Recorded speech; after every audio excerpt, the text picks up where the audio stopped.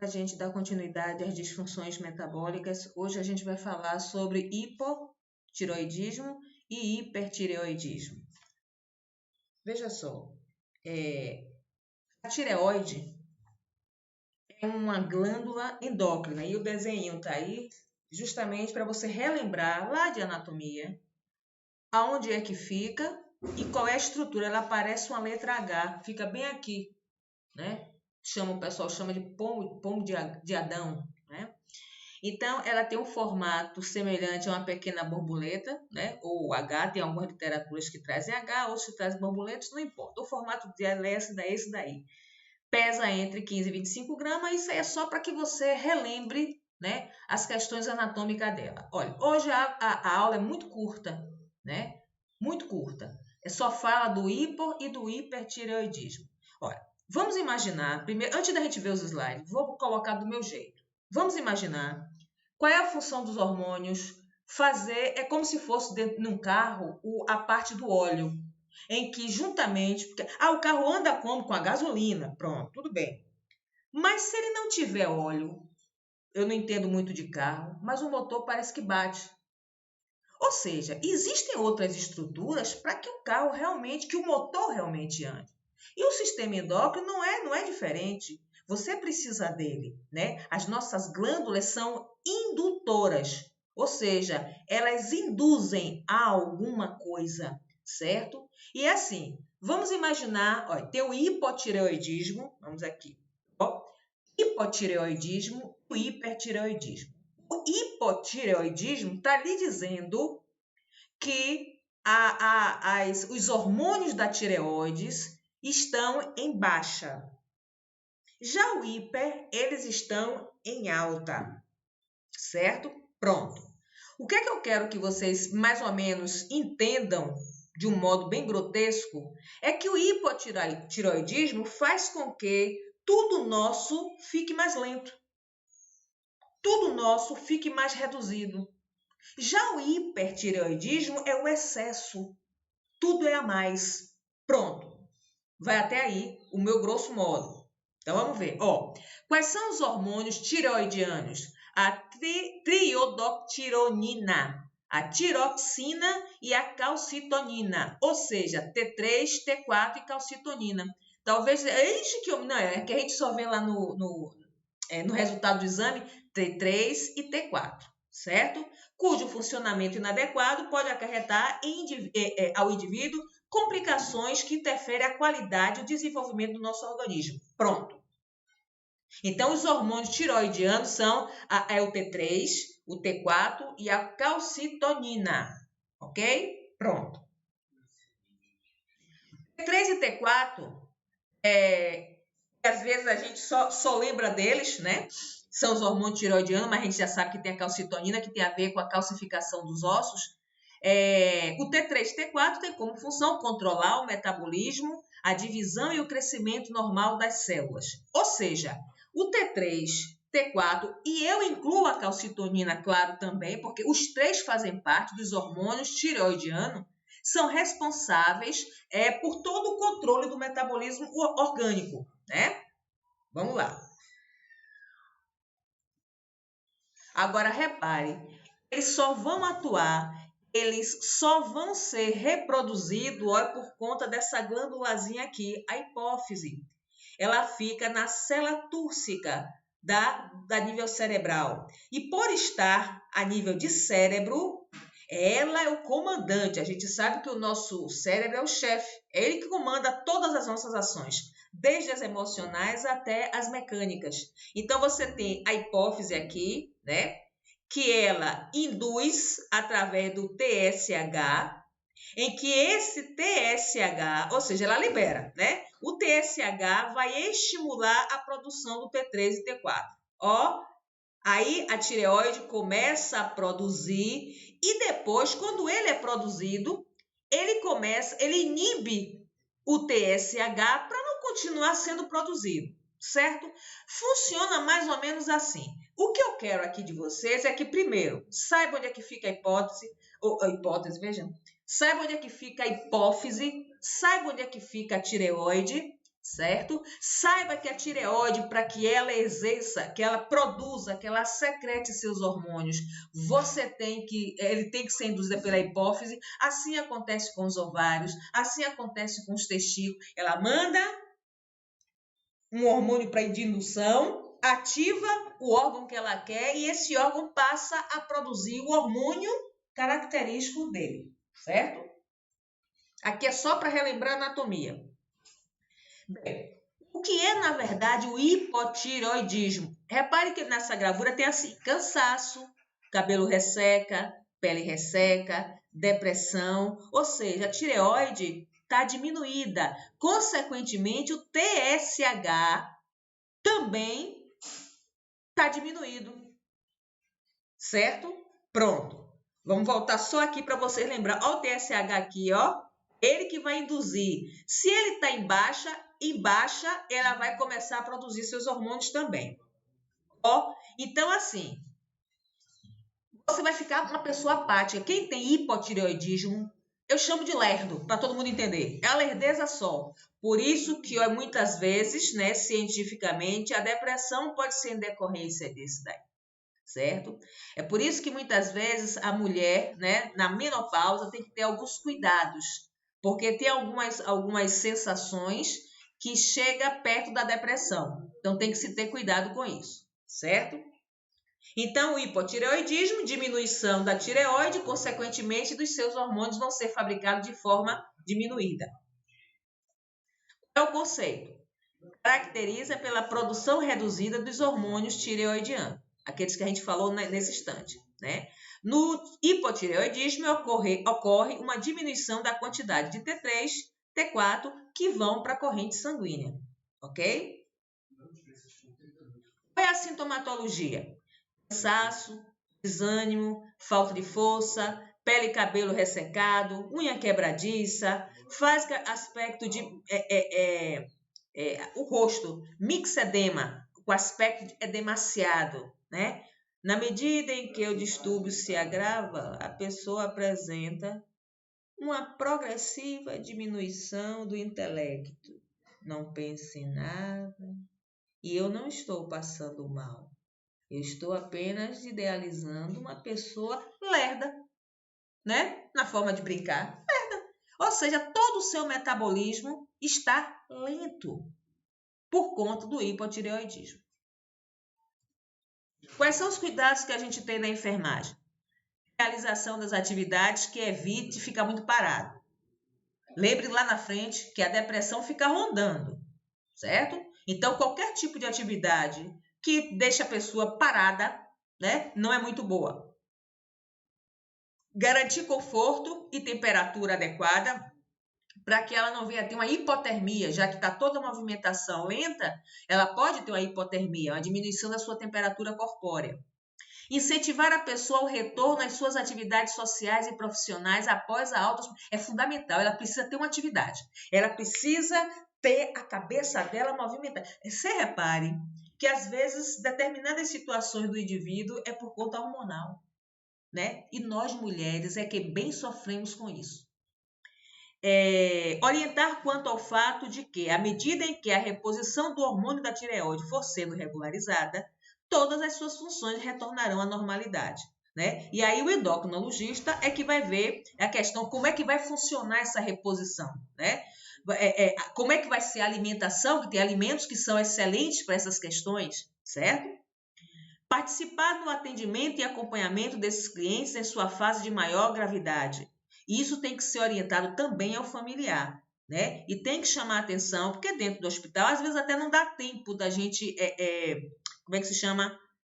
Acompanhar. Mas a gente pode participar do atendimento e orientar para o acompanhamento desses clientes. Atentar para as interações e sensibilidade aos medicamentos. Tudo que se fizer com ele, ele está com o metabolismo lento. Se ele toma uma medicação, não pode prejudicar? Pode.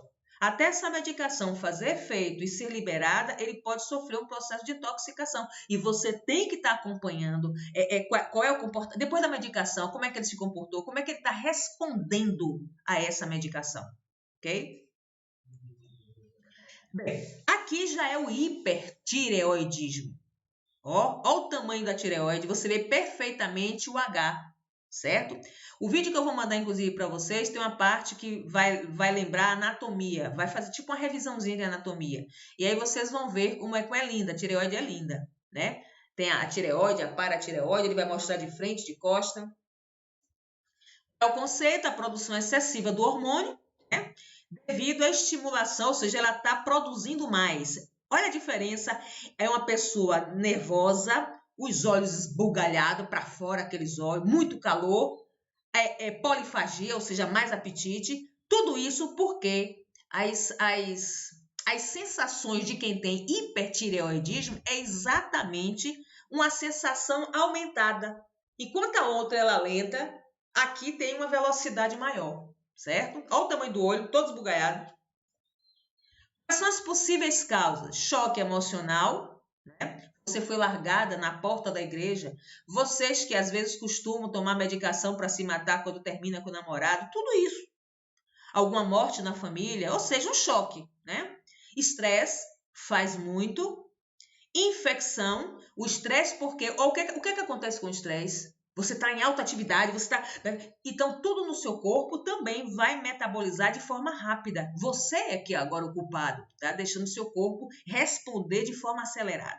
Infecções, a tireoidite é uma infecção, a infecção da tireoide. Ingestão excessiva de hormônio tireoidiano. Talvez, às vezes, por um determinado tratamento, a quantidade de hormônio foi a mais. E aí você pode desenvolver hipertireoidismo. Eu tinha uma aluna que tinha, né? Ela conseguia, inclusive, na própria escola, com a professora que era enfermeira, fazer a cirurgia. Era meio feinho mesmo, né? E ela tinha uma vergonha, só usava roupa lá em cima para poder ninguém observar. Olha aqui as causas. Pode ser doenças graves, bócio. Bócio, você deve ter ouvido falar em bócio, acho que nutrição, quando se falou na questão do iodo, né?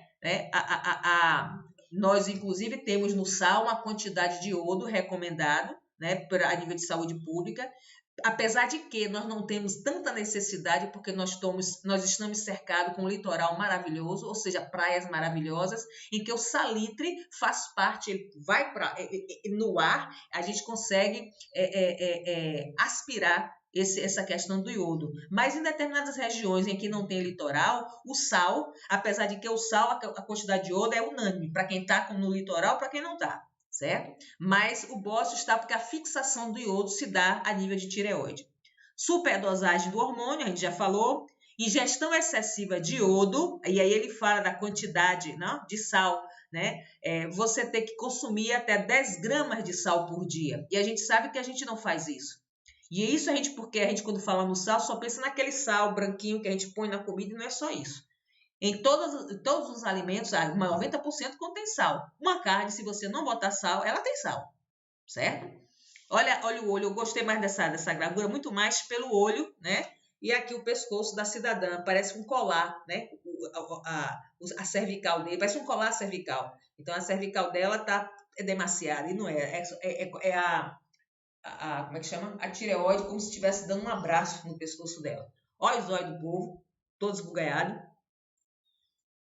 Quais são os sinais e sintomas? Agitação, ansiedade, nervosismo, excitação, fácil irritabilidade, qualquer coisinha me irrita, palpitações, né? O coração está trabalhando muito rápido, calor e tremor nas mãos, e os olhos, que é exoftalmia, ou seja, o olho, o globo ocular para fora. E ataque cardíaco, juntamente com hipertensão e até insuficiência cardíaca, e aí a gente já sabe o que pode acontecer.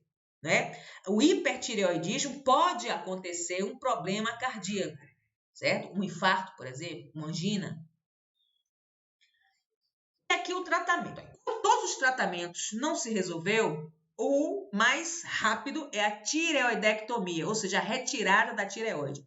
Tudo que termina em ectomia são cirurgias de retirada. Então, tireoidectomia é a retirada da tireoide. E aqui, ó, uma tireoide, uma retirada, você nota que tirou uma parte, um lado só da tireoide. Então, aqui a tireoidectomia parcial e a tireoidectomia total, retirou toda.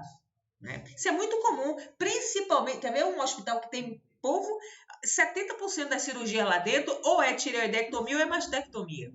É no Aristides Maltês. São os cuidados de enfermagem. Tranquilizar o paciente e familiares, avisando a eles que tudo aquilo, principalmente o aspecto, olha, quando se resolver o problema da tireoide, tudo isso vai voltar ao normal. Cuidados para os procedimentos da traqueostomia, né? Porque a traqueostomia, você vai ver daqui a pouco, traqueostomia é a abertura da traqueia, muitas vezes para facilitar a respiração de um paciente, certo? Essa traqueostomia muitas vezes é feita antes da tireoidectomia, porque com a traqueostomia vai evitar algum tipo de problema durante a cirurgia, certo? Aí muitas vezes o médico pede que prepare o paciente para fazer uma traqueostomia, para não ter problemas lá na frente na cirurgia. Cuidados com o paciente se for submetido a tireoide, gente, aqui faltou o O, tireoidectomia. Misericórdia, fui eu que escrevi isso? Não, eu copiei e colei. Tireoidectomia, eu prefiro tireoidectomia. Eu copiei e colei. Nunca tinha visto esse termo, não. Pré e pós-operatório, ou seja, quando você tiver, se for fazer a tireoidectomia, os cuidados pré e pós-operatório, que aí quem viu cirurgia, quem vai ver todos os cuidados. Eu procurei não colocar para que você não atrapalhe, não é esse o intuito. Observar os dados vitais em todos os procedimentos. Alimentação por sonda, caso faça uso, e os devidos cuidados da mesma. Ou seja, se ele tiver em uso da sonda nasogástrica, aquela que vai pelo nariz para chegar até o estômago, os cuidados vão ser feitos. Prova, você não botou os cuidados aí? Não.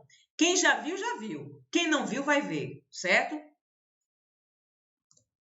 Aqui a traqueostomia, ele aqui está dizendo o que é, os sintomas, né? E aqui como é feita, né? A incisãozinha, a abertura, mas vocês vão ver ela ao vivo e a cores lá na frente, que nos vídeos eu coloquei a cirurgia, quer dizer, isso é como se fosse uma microcirurgia, né? Aqui a traqueostomia, de novo, ó, a cânula endotraqueal, certo? E que se coloca aqui a microcirurgia, ó. Aqui ele está evidenciando a traqueia, é aqui que ele vai inserir, né, a cânula. Olha aqui, a cânulazinha, como é que vai ficar? Ó, esse aqui é um balãozinho para evitar que colabe, que feche. E aqui exterioriza. A parte de fora é o que a gente mais vê. Tem pessoas que têm e andam pela rua, vocês já devem ter visto uma, né? Olha ela aqui de fora, a cânulazinha, né? A única coisa que eu acho que me dá gastura é quando botou, né? Na hora que tira, faz ploc. Tinha um cidadão que andava pelo ônibus, eu acho que tomara que já tenha morrido. Ele ia pelos ônibus e aí ia pedir esmola e aí pegava, ploc, fazia assim, ploc, ele tirava e depois botava. Aí teve uma vez que ele entrou no ônibus, né? E fez isso. E aí veio para junto de mim, tinha uma moça do lado, a moça com o olho fechado. Eu disse, olha, ela tá com o olho fechado e a mim não precisa ver nada disso não, já sei o que é, não precisa não, e eu não tenho dinheiro. Pronto, ele aí pegou e se mandou. Aqui é um boneco, certo? Aqui ele só tá dando alguns cuidados, que esses cuidados vocês vão aprender lá na frente, mas geralmente, quem faz isso aqui é o enfermeiro, certo? Você faz até um curativo parcial, aqui você também tem 2 gases, aqui, se fosse você que fosse, não é um curativo, é uma higienização. Você poderia tirar uma, tirar outra, botar outra por baixo, passar soro fisiológico, secar, mas assim, quem geralmente faz isso é a enfermeira, principalmente quando é para aspirar. Se você estiver bem treinada, até você pode aspirar, mas olha, se a enfermeira for fazer, não faça muita questão de fazer não, a enfermeira que vai fazer isso, certo? Porque às vezes tem tanta secreção que há uma necessidade de fazer uma aspiração. Quem faz uso de traqueostomia, a visita do fisioterapeuta é fundamental, porque é ele que vai fazer os exercícios, né, para não ter que afetar, para não afetar lá na frente as cordas vocais, certo? E aí quem faz é o fisioterapeuta. Olha, esse aqui, terminamos nosso assunto, certo? Esse aqui vai ser, como é que se diz? Vou passar uma atividade para vocês, certo? E logo após vocês vão mandar os vídeos para vocês assistirem, tá bom? Beijo no coração.